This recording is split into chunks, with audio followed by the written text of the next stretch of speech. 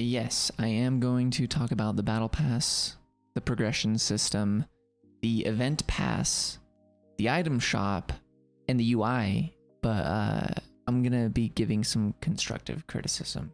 First, let's talk about some facts. And one of those facts is that there isn't any kind of progression in this game outside of the battle pass and the event pass, which isn't really expected from free-to-play games, so I guess that's fine. Also, the battle pass progression exclusively relies on challenges, which does not feel good at all. 343 has already addressed some of this feedback, and they've said that some of these changes will take some time. They've also done some minor changes already, so that's good. That's hopeful. Speaking of challenges that are really specific and difficult to complete that you have almost no control over, like, don't feel good.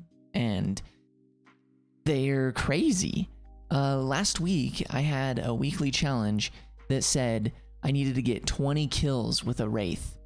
And at this point in time, I have 54 hours playing this game, and I've only today have I actually been able to get just in the turret that's on the Wraith. I've still never actually driven a Wraith, and I've spent so many hours in Big Team Battle trying to do that, and it's literally never happened. So if we keep getting challenges like that that are tied to 7-day limited time rewards, that's gonna feel bad, and people aren't gonna get that, and it's gonna be not fun. And I feel like it's so crazy that they didn't figure that out internally. Like, how did no one think, like, hey, this challenge, I've been playtesting all day long, and I've never seen a Wraith today, all day. And maybe if there were cycling playlists that have specific weapons and vehicles that week, then I guess those week's challenges could revolve around those, and that would maybe be okay. But otherwise, nobody has any way of making sure there's a Wraith or a Wasp on the map. And I know that currently they've adjusted the challenges so that the daily ones, at least, you're getting 50 XP from every match, which doesn't feel like much, but I mean, I understand in some sense, but it feels bad that, like, no matter what, you get 50. Like, I could play a 5-minute match, or I could play a 20-minute match, and I could win or lose, or I could suck or do amazing, and I'm getting 50 XP no matter what. Like, I feel like there should be some variance there, and it would also be nice if, like, if the match was close, if there was, some more XP for that as well, because I am tired of my teammates kind of giving up halfway through a match. Another thing that's difficult about progression being linked exclusively to challenges is that it can create a negative play space, because if somebody has a challenge that says, get this many kills with the Cinder Shot, and they're in my match and Cinder Shot is one of the weapons, they literally might just camp the Cinder Shot spawn, waiting for it to spawn all game, never helping their teammates, never going for the objective or anything. And then if somebody else ends up picking it up, they just leave the match. Like, those types of things literally happen when challenges get involved. And challenges like that are okay in Battle Royale games because you can drop down, you can spawn, you can try to get whatever it is you need to get, and if it doesn't work out, you can leave and you can start another match, and that doesn't negatively impact anybody else playing that game. But it's a little different here. Now, on to the Battle Pass, which has 163 items, and 63 of these which are free, which sounds pretty cool. However, I made this spreadsheet to help me kind of organize and figure out what is actually in the Battle Pass and how much of it actually matters, and I put it in these categories of worthless, almost valuable, and valued. And you'll see there's 47 worthless items, 44 of which are in the free column. To me, those items are emblem backgrounds, challenge swaps, which is like so weird because any game that has challenges in it these days typically lets you have a free swap every day, at least one free swap a day, just built into the game. That's just how it is. It's not like something you get as a reward. And the last useless thing is this AI color. This is a thing. Why is this a microtransaction? Why is this a reward? Like it's a shade of a box. I don't know. Next in the almost worthless section, we have one armor emblem, one vehicle emblem, one nameplate, 8 stances, and 19 XP boosts. Now, while we're here, I need to just talk about how, like, why is the nameplate, the vehicle emblem, and the armor emblem separate things? They're all the same thing, but you're just splitting it into 3 separate rewards. Like, and that's how it is in the shop too. It pretends like it's giving you more, right? It pretends that, you know, oh look, you're getting all these, look, you're getting how many items? You're getting 4 items. 4? No, 5 items with this. But really all you're getting is you're buying these swords, and then you're buying this emblem. And then you can also put it on your Spartan armor, or, you know, a vehicle or a gun. That stuff is goofy. That's 1 reward. That's not 3 rewards. Now, stances, that's also basically nothing. It's literally just your Spartan posing. And you only see that if your team wins the game. You get to see this pose. It doesn't even happen at the beginning of the game. And XP boosts, I mean, I understand. Every battle pass in the whole world has some worthless or almost worthless things. For example, like loading screens, sprays, little emoticons, emblems, you know, player cards, like the skydiving trails in battle royale games, and little titles that just kind of go on your player card or on your name or something. Like those things like don't really have value, but they're like kind of neat little bonus things. And we gotta understand, I mean, they can't just give us infinite value for 10 bucks, I guess. And I'm going to quickly explain the almost valuable section. And so this top row is the free row, and then this is the paid row. And so we've got armor pieces, armor coating, we've got armor kits, and we've got visor colors. Now, the reason for visor colors not being that valuable to me is that they're literally locked to specific armor cores. So you can get this visor color, but it's literally, this one is just for the Mark 7. And so you can only use it on that one armor core, which to me doesn't make any sense. How does a visor get locked to an armor core when like every armor core is gonna have a visor? And while we're on this subject, let's talk about armor coatings. This is the perfect example right here on the Battle Pass, 74 and 76. Look at this, Noble Defender.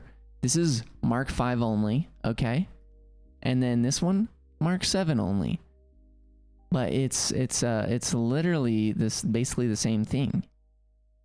In other games like Destiny that have shaders, they have it set up with these different colors and armor pieces where when they code an armor piece, they're like, okay, this piece is going to take this part of a shader, this piece is going to take this part of a shader, and that's how this piece is going to work. And then in the future, all future shaders still work with this past armor because it just is like, oh, it's like those old coloring books where there's a 1 here and there's a 2 here and there's a 3 here and there's a 4 here, and the coding just does it.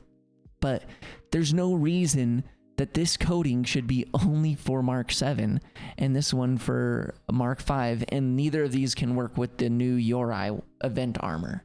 I know that there's something that 343 can do about that to make it so coatings are universal. There's absolutely a way to make it work. Speaking of coatings, in the item shop right here, they're literally just selling a plain blue color for the Yori armor set because you don't get any colors for the Yori armor set for some reason. You don't get any of the basic standard plain colors. And so this one, it's literally like, you want it? Yeah, $8. And you also get this visor color that basically is the same thing as one you already have, but it has these cute little arches in them. But you can only use this on this armor set. This visor, nope. This visor color will not work with other armor sets. So weird. Anyways, back to the battle pass. Now, on here, I put the armor pieces as almost valuable. In actuality, they are valuable.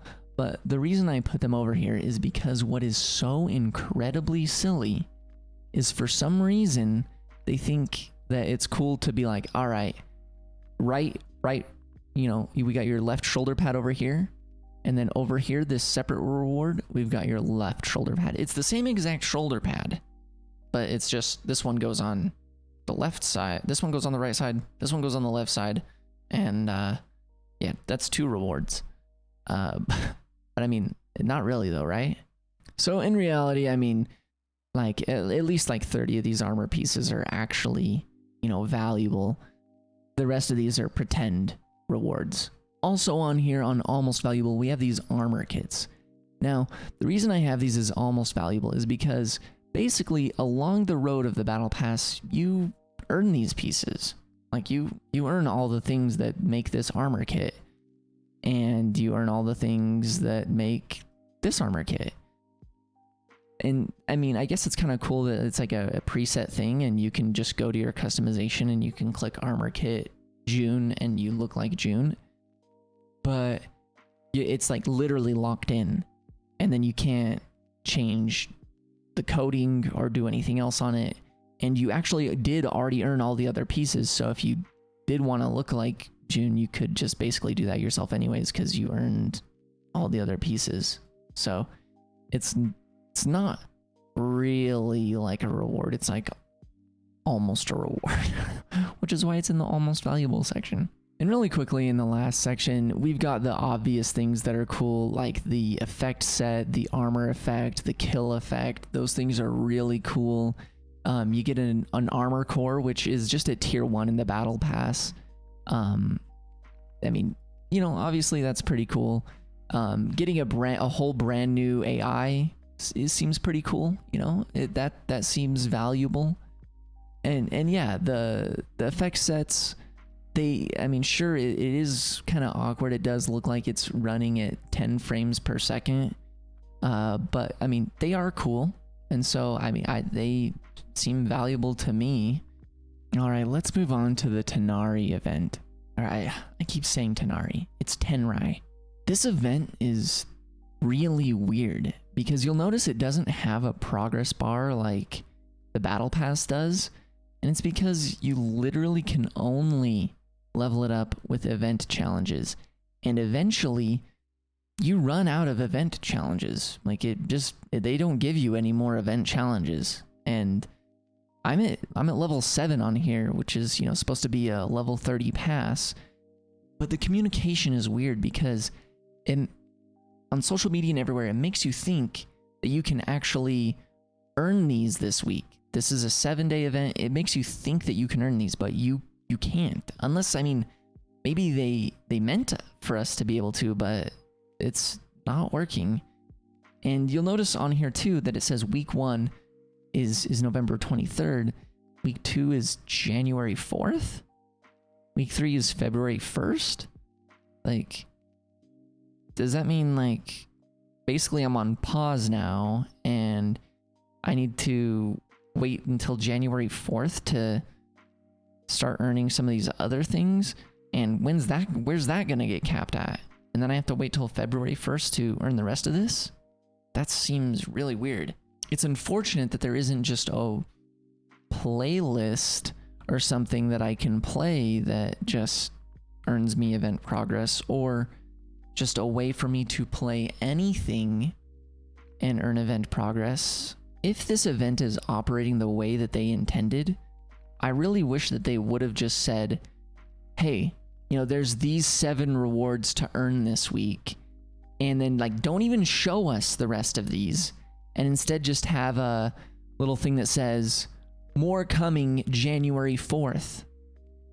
And so then it's like, oh, I don't have this big expectation of like thinking I can grind out some sweet armor pieces this week. It's like, oh, I know that I can earn this armor core and a couple of these other things that don't mean anything, and that's it for this week. Another really funny thing is, here on Twitter, they post this image announcing this event, the Tenrai event, and it's like, yeah, free 30 tier event, rewards including all these things. And what's funny is, like, these rewards right here are actually the only real rewards in the pass. Like, everything else other than this is just challenge swaps and XP boosts and duplications of this emblem, so that you can have this emblem on a vehicle, or you can have it on a gun, or you can have it on your chest. And this is just an emblem background, which that doesn't count as anything in my opinion. An emblem background, literally something that gets covered up by something else. Another crazy thing is this armor, like this little headpiece or helmet attachment or whatever it is, you can't even get it. Like, it's not in the store, it's not part of the pass. And what's so weird is they literally showed it in this multiplayer reveal trailer. Like, you literally see the armor on here. And I remember them saying, see that? Like, you can actually earn that in an event. But it's not here. It's not in here. Second to last thing I'll say is that the item shop feels super weird with some of its items. For example, these blades for this one type of armor core, I mean, it's really cool, but it's $15. And what's also weird is the layout in the UI for the shop. Like, I don't think a lot of people realize they need to scroll over to see the rest of the stuff that comes with it. Not that these duplications of emblems actually count as other things in this situation, but kind of weird. I mean, $15 just for one little armor piece, that's kind of crazy. Most games that have item shops, like $15 gets you an entire outfit. And also over here, $8 for just a color that you can only put on one armor set. You cannot put on any other armor sets, and actually is included for free with the other armor sets, but for some reason not this one. This one's $8. And the very last thing I'll say is about playlist selection and the UI. So playlist selection, not that many. I mean, obviously, if you're a Halo veteran, you understand that Halo has had a variety of playlists throughout the history. I really would like ranked doubles. I'd really like some way of playing Team SWAT, even if just Team SWAT was part of quick play. Like, that would be fine with me. But and I understand that we're technically still in beta, and they're gonna make changes and adjust playlists over time, but this could be expanded a little bit for sure. And now for the UI, my main complaint is that it's really awkward when you go into multiplayer. You'd say start match, but then you're like, oh, I want to look at my challenges or something, and so you start looking at your challenges, and then you're like talking to your friends and everything, and then you get back to this menu and you're just sitting here. You might be sitting here for like a minute or two, and then you realize you're not actually queuing, because you have to wait for the whole countdown to go down before it actually puts you into a match. Now, also in regards to this, say I'm on this screen, I'm trying to queue for a game. So you're queuing, and then you have to hit back, and then you have to hit back, and then you have to hit customize, then you have to hit armor haul. And I just feel like that's a lot of steps. I feel like in the Master Chief Collection, you basically press one button and you're able to go straight into your armor customization. And the last thing I'll say is that you can't check your challenges inside a match. There's no way to look at them inside of a match, which is kind of weird. I would kind of like that. I really love the game, actually. I'm enjoying it so much. The gameplay is so good. The maps, the guns, everything is feeling so good. In my opinion, for me, I'm having a blast. Just, you know, obviously, I understand it's a free game. They got to make money. I understand the microtransactions. Some of them just feel a little bit off right now. And the battle pass rewards kind of feel a little bit off. The emblem thing is probably the thing that is upsetting me the most. And also separating the shoulders as separate rewards. It's kind of weird. And the coatings, the armor coatings, man. Why can't we just put them on anything? And also, to just go on to that just a little bit more, like, it would be really cool if I could just choose armor coatings for each armor piece. Like, what if I want one coating for my shoulder? I want a different coating for my arm. I want a different coating for my chest and my helmet, maybe. I feel like that would be a much nicer and much more sustainable if the coatings were universal across all the armor cores, like they probably should be. Anyways, that's it. I've made all the points I needed to make. Please like the video if you made it all the way to the end. I appreciate your time, and I'll see you in the next video.